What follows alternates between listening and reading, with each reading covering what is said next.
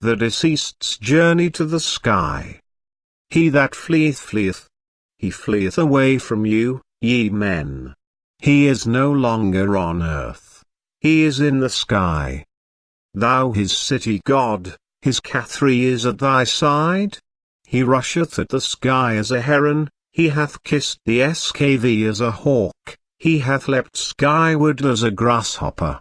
How happy are they that behold him, crowned with the headdress of Re.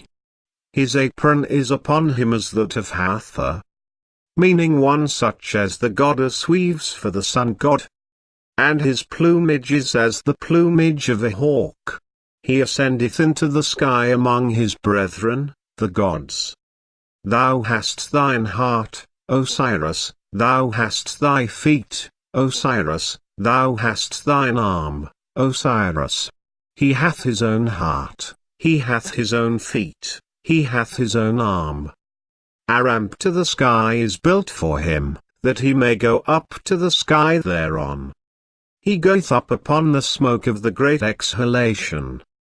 He fleeth as a bird, and he settleth as a beetle on an empty seat that is in the ship of Re. Stand up, get thee forth, thou without, that he may sit in thy seat.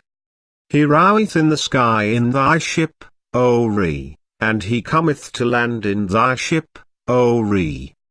When thou ascendest out of the horizon, he is there with his staff in his hand, the navigator of thy ship, 0 Re.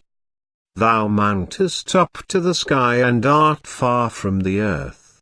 Wake up, judge. Thoth, arise. Awake, sleepers. Bestow you, ye that are in Kenset. 8 Before the great bittern that hath risen up out of the Nile, and the jackal god that hath come forth from the tamarisk.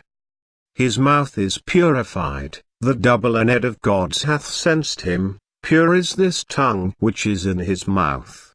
He loatheth dung, and he rejecteth urine. 10 He loatheth that he loatheth. He loatheth this, and he eateth not this. As nothing was missing from the body of Osiris, so too with the deceased. Where we should erect wooden scaffolding, in Egypt, where wood is scarce, high sloping ramps were built of brick. On the smoke of incense. He voyages as an oarsman in the ship of the sun, and in his favor ejects some other god from his place. Name of the moon god Thoth, who settled the dispute of the gods. The dead appears unexpectedly, as a bird flies up and as a jackal steals forth. Ye twain, that voyage over the sky, Re and Thoth. Take him unto you to be with you, that he may eat of that whereof eat, that he may drink of that whereof ye drink, that he may live on that whereon ye live, that he may dwell there where ye dwell, that he may be strong in that wherein var strong, that he may voyage the where ye voyage. His booth is set up in the field of Laru, and his refreshment is in the field of food offerings. His victuals are with you, gods, and his water is as wine, like that of Re. He compasseth the skv like Re, he traverseth the sky like thsth. He is Satis, that seizeth the two lands, the burning one, that taketh possession of her two river banks. He hath gone up into the sky and hath found Re, who standeth up when he draweth nigh unto him.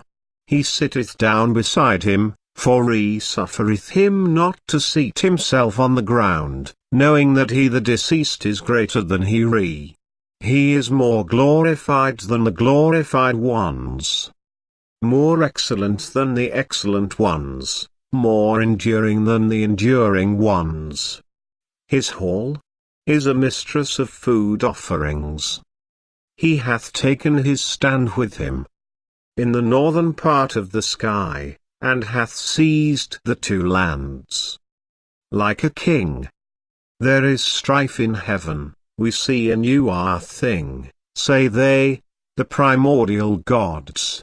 There is strife in heaven, we see a new thing, say they, the primordial gods. The Ened of Horus is dazzled, the lords of forms. Sun and moon, goddess of the cataract region. The dead as a new god is mighty, like her, who live in the sky as stars. Who view the conflict. Ened is the designation of the sun god, and there 8 gods, who, according to the usually accepted legend, are his children, grandchildren, and great-grandchildren: Shu and Telnet, Keb and Not, and the brothers and sisters, Osiris, Seth, Isis, and Nephthys. Besides this great Ened there was also a lesser Ened, with Horus at its head. C.E. immediately below and also above in D, where the double Ened, te the 2 Eneds combined, is mentioned, are in terror of him. The entire double Ened serveth him, and he sitteth on the throne of the Lord of all. He seizeth the sky, he cleaveth its metal. He is led along the road to Khepera, he sitteth alive in the west, the dwellers in the netherworld too follow him, and he riseth renewed in the east. He that adjudged the quarrel cometh to him, making obeisance. The gods are afraid of him, for he is older than the Great One. He it is that hath power over his seat. He layeth hold on command, for eternity is brought to him. Discernment 5 is placed for him at his feet. Cry aloud to him in joy, he hath captured the horizon. The deceased devours the gods. The sky is overclouded, the stars rain down, the boughs are moved, the bones of the earth god tremble. When they see how he appeareth and is animated, as a god that liveth on his fathers, that feedeth on his mothers. He is the Lord of, whose name his mother knoweth not. 9. His glory is in the sky, his power in the horizon, like Atom his father that begat him he begat him, but he the dead king is stronger than he. His cares are about him, his qualities are under his feet, his gods are upon him, his serpents are on his brow, his guiding snake is on his forehead. His powers protect him, of which the sky is formed. What follows describes how he accomplishes the daily course of the sun god. The underworld or nether sky. Thoth, the counselor of the sun god. The whole world is in confusion from fear, the boughs are a part of the sky. The whole world is in confusion from fear, the boughs are a part of the sky. 8 or perhaps appeareth in manifest form, ca. H. Gardner, Op. Cit. 37. p. 253. Because he is a divinity of higher standing than she. 10. The so-called Uras snake, the king's diadem which was supposed to burn up his foes. 6. Egyptian literature. He is the bull of the sky, with his heart bent on thrusting, that liveth on the being of every god, that eateth their limbs, when they have filled their bellies with magic on the island of Nezizi. He appeareth as this great one, the lord of divine ministers. He sitteth down with his back to Keb, and he it is that executeth judgment together with him whose name is hidden, on this day of slaying the eldest. He is the Lord of food offerings, that knotteth the cord, for that prepareth his own meal. He it is that eateth men, that liveth on gods, that possesseth carriers, and dispatcheth messages. The grasper of horns, that is in, he seizeth them for him. 6. The serpent's splendid head. He watcheth them for him and driveth them to him. Hairy to rot, he bindeth them for him. the runner with all knives. He strangleth them for him. He draweth out for him their entrails, he the messenger, whom he sendeth to, he of the winepress. He cutteth them up for him, cooking for him a portion of them in his evening cooking pots. He it is that eateth their magic and swalloweth their lordliness.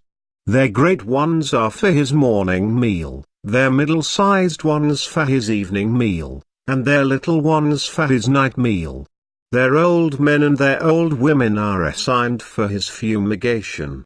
7 The great ones who are in the north of the sky, they place for him the fire to the kettles, that which is under them being the thighs of their eldest ones. 8 The sky dwellers serve him, and the cooking pots are wiped out for him with the legs of their women. He hath encircled the 2 entire skies, he hath traversed the 2 river banks. He is the great mighty one that hath power over the mighty ones. Him that he countereth on his way, he eateth him up quite raw. His place is at the head of the nobles that are in the horizon. He is a god older than the eldest. Thousands serve him, hundreds make offering to him. A deed of appointment as great mighty one is given him by Orion, the father of the gods. 1 He is crowned anew in the sky, and weareth the crown as lord of the horizon. He hath broken up the backbones and the spinal marrow, he hath taken away the hearts of the gods. He hath eaten the red crown, he hath swallowed the green one. He feedeth on the lungs of the wise ones, he is satisfied with living on hearts and their magic, he rejoiceth when he devoureth their, which are in the red crown. 2 He flourisheth, and their magic is in his belly, his dignities are not taken from him. He hath swallowed the understanding of every god. His duration is eternity and his boundary everlastingness. In this his dignity of if he will, he doeth it, if he will not, he doeth it not, one that is within the boundary of the horizon for ever and ever. Lo, their soul is in his belly, their lordliness is with him. His superfluity of food is more than that of the gods, and what is burnt for him is their bones. Their souls are with him, and their shadows are with their companions. 3. He is this that ascendeth, is hidden. The place of his choosing for is among the living in this land for ever and ever.